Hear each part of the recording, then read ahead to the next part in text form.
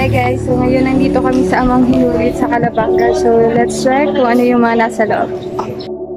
So as you can see here guys, maraming mga tao ang pumupunta dito sa Amang Hinulid para magpakita ng debosyon at panata sa ating Amang Hinulid na si Jesucristo.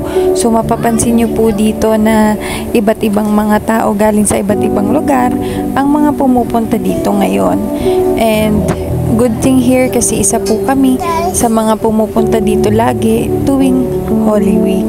So, sabay-sabay tayong magnilay-nilay, maghingi ng patawad at mag-pray tayo sa Panginoon ng ating mga kagustuhan sa buhay. Sa puntong ito guys, makikita nyo na nakapila po kami para humalik sa paanan ng ating Jesucristo.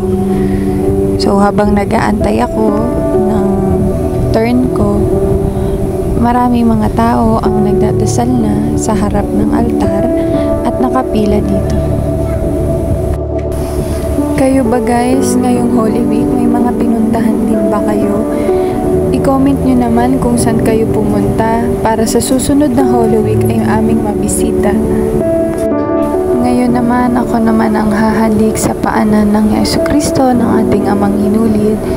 At ngayon ako ay taimtim na nagdadasal para sa aking mga kahilingan, para sa aking pamilya, para sa sarili, at para sa pangarap ko sa aking mga anak at sa aking asawa.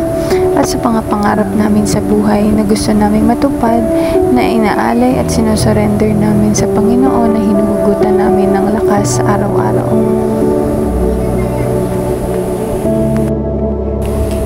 Ikaw ba ay isang sa mga nagdedebosyon sa Jesucristo? Comment daw naman kung saan kang Amang Hinulid o chapel na pinupuntahan mo tuwing Holy Week.